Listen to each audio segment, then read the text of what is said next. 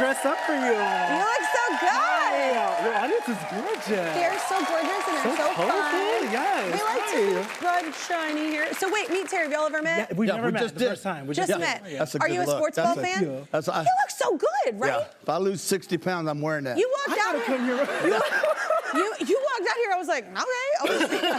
But wait, so you went to the Emmys for the first time this year. I did as well. It was my first time. I saw you. I know. We didn't know each other, but I saw you. Well, there. it was my first time too. I was a little nervous because I never done that, and it was a long walk It's a out there. very long walk. Did you have a good time? I had a wonderful time. So I was there with my best friend who's on Rings of Power, and he was presenting, Ismael. And so we had this incredible seat behind Oprah.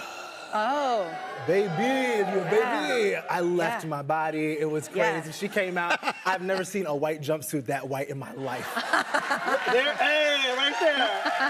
That's it.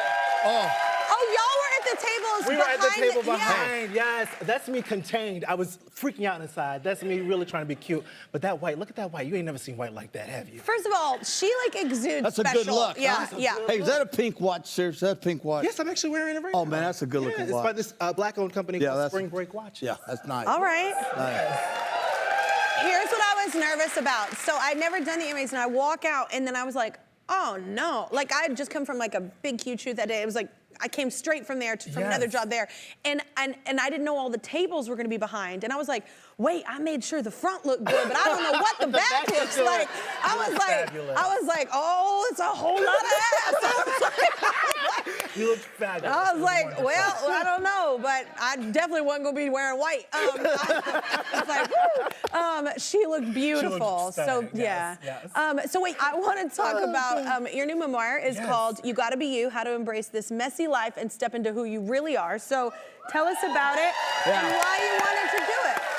You know, I wrote the book because I'm black, I'm queer, I'm non-binary, and I really wanted to create a blueprint to self-love. You know, if you're in any kind of marginalized group, loving yourself is a radical act. You know, when you see representation, there's not a lot of representation for those of us in these marginalized groups. And so we are taught to, how do you survive? How do you thrive in a world that doesn't show you your value? So I wanted to write my experiences and really explore the question, who would I be if society never got its hands on me?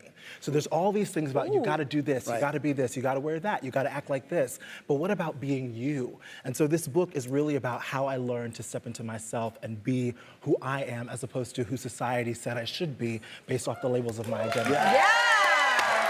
Wow. Yes.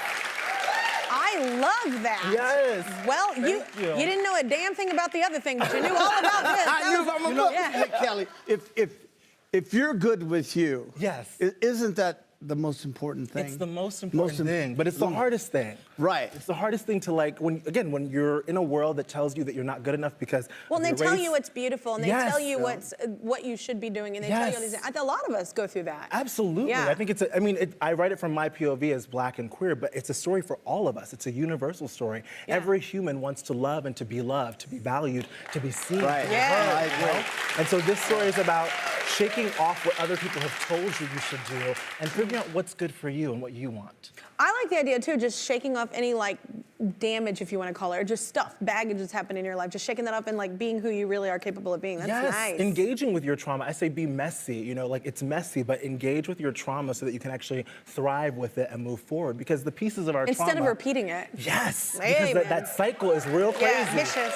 Interrupt the pattern. Yeah. Interrupt the pattern. Yeah. I agree. Not easy to do. Not easy to do. No, that's No. not easy to do. Well, I'm hoping the book will be one of the resources people can use to get on that journey. I love reading stuff like this, even if it's from a point of view that isn't mine. I think it's interesting because it's also interesting for me to know somebody else's perspective. So when you run into different people, like you're like, oh, I actually read about that. Like somebody had this Yes. experience, and you're more understanding. Curiosity builds empathy. If you can Oh, I'm engage with so other curious. people's, yes, To a fault. Of course, Yeah. me too.